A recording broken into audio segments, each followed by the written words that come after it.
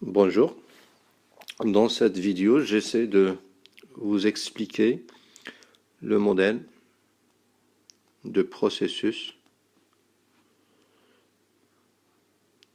connu par V, le modèle de processus V. Alors, c'est quoi? On a vu l'autre fois dans la série précédente, le modèle en cascade. Alors, le modèle en V se présente de la manière suivante. Donc, je vais considérer par exemple l'étape spécification fonctionnelle. Ensuite, il y a l'étape de la conception globale. Et puis, il y a l'étape, on va dire, de la conception détaillée. Et après, il y a l'étape de codage. Et bien sûr, on va passer d'une étape à l'étape suivante. Bien. Maintenant, lorsqu'on va arriver sur le codage, on va monter cette fois-ci ou bien continuer vers l'étape suivante. Donc après le codage, on va faire les tests unitaires. Après les tests unitaires, on va faire des tests d'intégration. Et après les tests d'intégration, on va faire ce qu'on appelle les tests de qualification. Les tests de qualification. Et bien sûr, le sens. Donc la flèche indique que l'on va passer d'une étape à l'autre. Alors, si on s'arrête là, donc ça va ressembler à notre modèle en cascade. Donc ça, c'est le modèle en cascade. Même si on va monter, donc c'est toujours du cascade. Donc c'est quoi la particularité du V par rapport au modèle en cascade? Ben, la particularité est la suivante, c'est que les phases que nous avons placées, ben, en fait, vous avez remarqué qu'il y a deux branches. Une branche comme ça et une branche comme ça. Donc la particularité, c'est que entre les branches, ben, il y a un pont. On va installer une passerelle entre les branches vis-à-vis. Voilà. Donc il y a une passerelle. Donc c'est ça la nouveauté du modèle V par rapport au modèle classique cascade. Donc qu'est-ce que ça veut dire? Cette branche que nous avons ajoutée, ben, c'est là où réside la particularité du V. Donc supposez avec moi que nous sommes au niveau de la phase de spécification. Donc, au niveau de cette phase de spécification, on va s'intéresser à tout ce qui est donc collecte des besoins. On va aller sur la partie fonctionnelle, c'est-à-dire comment est-ce qu'on va assurer la chose. Comment est-ce qu'on va essayer d'assurer la chose? Bien sûr, il faut bien définir, spécifier le besoin. Donc, à ce moment-là,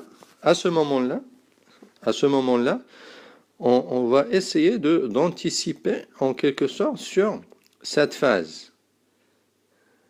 La phase vis-à-vis, qui est à un autre niveau, les tests de qualification. Vous savez que pour que l'on puisse développer une partie des tests de qualification, on a besoin du cahier de charge et on a besoin de cette spécification fonctionnelle. Les testeurs, ils le savent.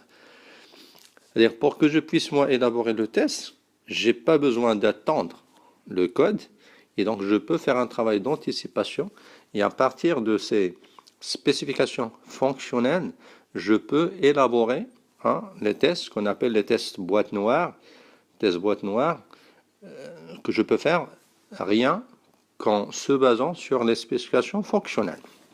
Bien sûr, je ne vais pas pouvoir faire les 100% des tests de qualification. Bon, on va dire que je vais faire du 30% par exemple. 30% de ces tests fonctionnels. Et bien sûr, il y a une communication ici. Hein, les deux phases communiquent. Donc, je peux faire un travail de test et je peux bien entendu revenir pour corriger, pour améliorer, pour affiner ma spécification fonctionnelle. Donc, du coup, j'ai fait un travail d'anticipation. Et après, on passe.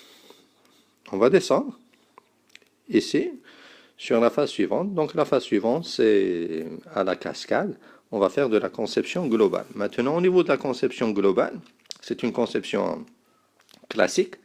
On va essayer de réaliser l'architecture globale, les différents modules. On va essayer de les définir.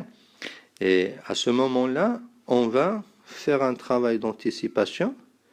On va poser la question par rapport à l'intégration des différents modules. Parce que là, on va produire des modules. Alors, produire les modules, ça veut dire à un moment ou à un autre, il va falloir les intégrer. Et au moment de l'intégration, il y a les problèmes qui vont surgir. Et donc ça, c'est la préoccupation majeure des tests d'intégration. Donc là aussi, on va faire un travail d'anticipation et qui va être réalisé par les testeurs d'intégration. Et on va faire une partie, donc 30, 25%, ça dépend. Donc on va faire du 35 par exemple, pour différencier. Test intégration. Donc là, il y a les techniques de test d'intégration que les testeurs connaissent. Et on peut revenir pour rectifier un petit peu au niveau de notre architecture globale. Bon, après, eh ben, on va continuer le travail, on va descendre vers le détail. Maintenant, on va répartir les modules sur les équipes. Et chaque équipe, il va s'intéresser à la conception d'un module en particulier. Et bien, à ce moment, et avant de passer sur le codage, il y a lieu de faire aussi un travail d'anticipation. Et là, on va solliciter les testeurs unitaires, pour qu'ils puissent démarrer leur travail de test sur la base de cette conception module par module. Donc là, on va focaliser sur le module indépendamment des autres modules. Donc, ce n'est pas le travail du test d'intégration. Là, on est dans les tests unitaires. Et donc, les testeurs, ils peuvent, bien sûr, démarrer leur travail, une partie de leur travail, avec tous les ajustements qui peuvent avoir lieu. Donc, on peut toujours revenir vers la conception ici pour rectifier. D'accord? Voilà.